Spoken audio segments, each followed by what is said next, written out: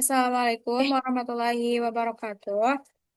Good afternoon, Waalaikumsalam. everyone. In advance, I would like to thank the lecturers, Miss Ulia, as the instructor of the professional English course, and colleagues who have been present to listen to our presentation. Our group will present material about public speaking.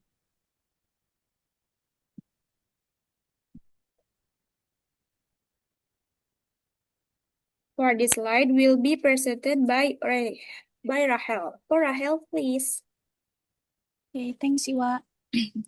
What is public speaking? Public speaking is how to communicate with confidence and impact. Public speaking is a plan, purposeful oral communication delivered to an audience with the intent to inform, influence, entertain, or inspire. It is both an art and a skill that combines clear thinking, effective verbal and nonverbal communication, and audience awareness. Unlike casual conversations, public speaking is more structured and formal. Artinya yaitu eh, public speaking itu komunikasi lisan yang terencana dan bertujuan untuk menyampaikan pesan serta mempengaruhi audiens, menggabungkan dua komunikasi yaitu verbal dan nonverbal, serta bersifat terstruktur dan formal, yang artinya berbeda dengan mengobrol sehari-hari. Next.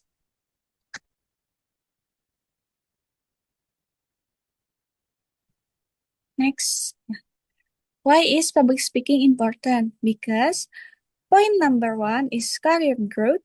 Point number two is leadership influence. Point number three is personal confidence. And the last point is fear of public speaking. Ghost phobia affects many, but it can be overcome. Artinya, kenapa sih public speaking itu penting? Yang pertama, yaitu mempengaruhi pertumbuhan karir, pengaruh kepemimpinan.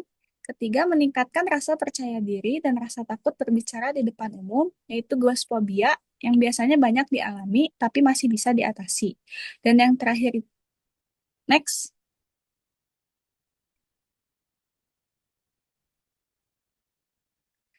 The three pillars of effective public speaking. Number one is content, what you say, message or structure. Number two is delivery, how you say it, voice, body language. And number three is engagement, connecting with the audience. Artinya, tiga pilar public speaking yang efektif. Yang pertama itu ada konten, apa yang kamu sampaikan, pesan, susunan. Yang kedua itu ada penyampaian, yaitu cara kamu dalam menyampaikannya, mulai dari intonasi dan bahasa tubuh. Dan yang ketiga adalah keterlibatan, yaitu membangun koneksi dengan audiens. Next, crafting your content. Uh, know your audience, tailor your message. Number two is structure your speech, like introductions, hook, purpose, and body, key points, stories, data. And the last is conclusion, call to actions, and memorable closing. Keep it simple, avoid jargon. Artinya, yaitu kenali audiensmu. Di dalam slide menyusun konten ini, yang pertama itu kenali audiensmu dan sesuaikan pesan. Susun pidatonya juga seperti pendahuluan, yaitu ada pembuka dan tujuan, lalu isi poin-poin utama, cerita dan data yang mendukung. Dan yang ketiga ada penutup, yaitu ajakan dan penutup yang berkesan. Dan yang terakhir itu ada mungkin bisa dibuat sederhana mungkin, hindari istilah teknis atau jargon. Next, mastering delivery. Point number one is voice, tone, pace, volume, and pause. Point number two is body language, eye contact, gesture, and posture. And the last is practice, rehearse aloud, and record yourself. Artinya, menguasai cara penyampaian kita. Yang pertama itu mulai ada dari suara, yaitu dengan nada, kecepatan, volume, serta jeda. Yang kedua ada bahasa tubuh, seperti kontak mata dan gestur serta postur. Dan yang ketiga adalah latihan. Latih suara dengan keras, berusaha melatih diri dengan menggunakan suara yang keras dan rekamlah diri sendiri. Slide selanjutnya akan dilanjutkan oleh Solihin. Baik, selanjutnya yaitu engaging your audience. Number one, ask question. Number two, use storytelling or humor. Nomor 3, involve them for short activities. Nomor 4, so passion energy is continuous.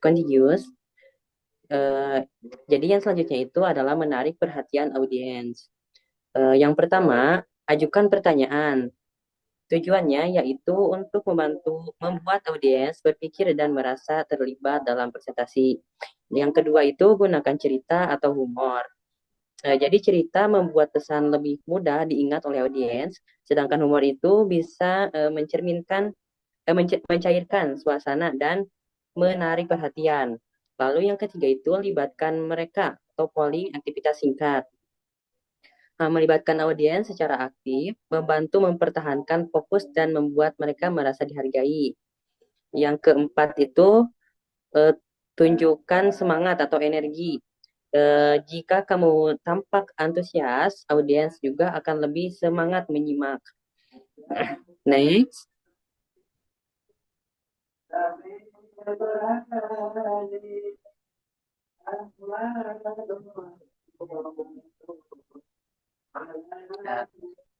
Overcoming fear and nervousness.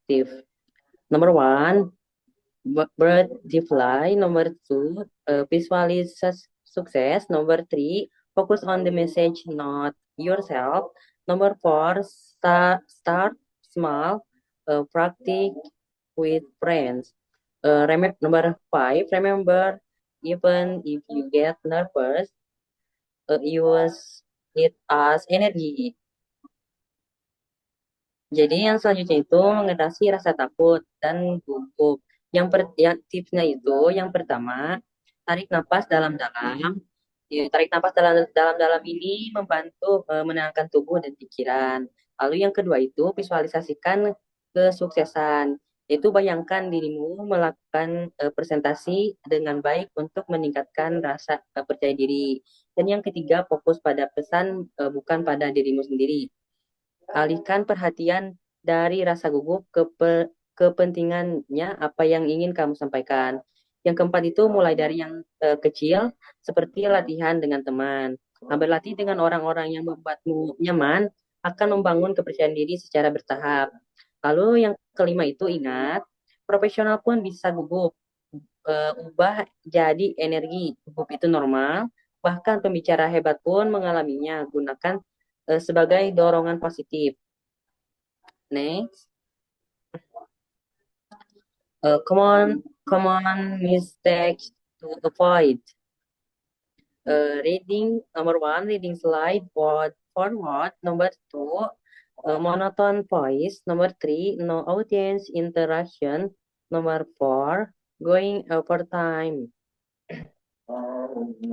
Jadi, kesalahan umum yang harus dihindari. Yang pertama itu membaca slide kata demi kata, membuat presentasi terasa kaku dan membosankan. Lalu, yang kedua itu suara monoton. Nada suara yang datar akan membuat audiens kehilangan minat. Yang ketiga itu tidak berinteraksi dengan audiens. Audiens bisa merasa diabaikan dan kehilangan koneksi dengan pembicaranya. Lalu yang keempat itu melebihi waktu yang ditentukan. Tidak menghargai waktu audiens dan bisa mengganggu jadwal acara. Next. Types. Informative.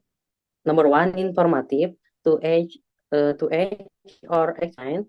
Lecture on climate change. Number 2, persuasive. To change attitudes or behaviors. Slide speech. Number 3, entertaining, humorous, stand-up comedy, storytelling. Number 4, special occasion, ceremonial purposes, allow his wedding toast. Jadi yang selanjutnya itu ada jenis. Yang pertama, informatif, itu untuk masing-masing atau menjelaskan seperti ceramah tentang perubahan iklim.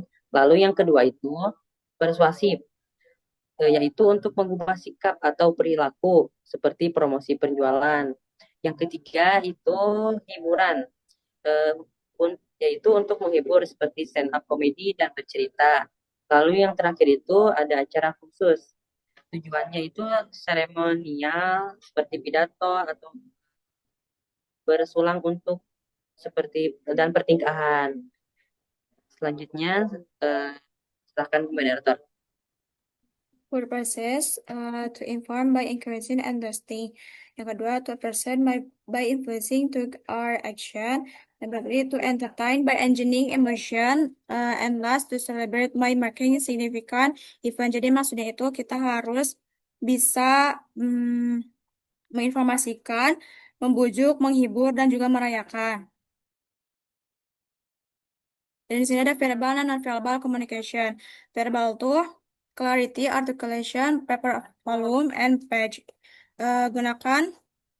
Jadi intinya pada verbal ini tuh kita berfokus pada berbicara.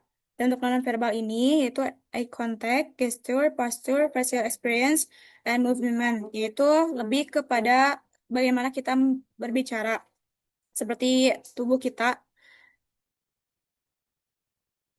Nah, terima kasih untuk semuanya.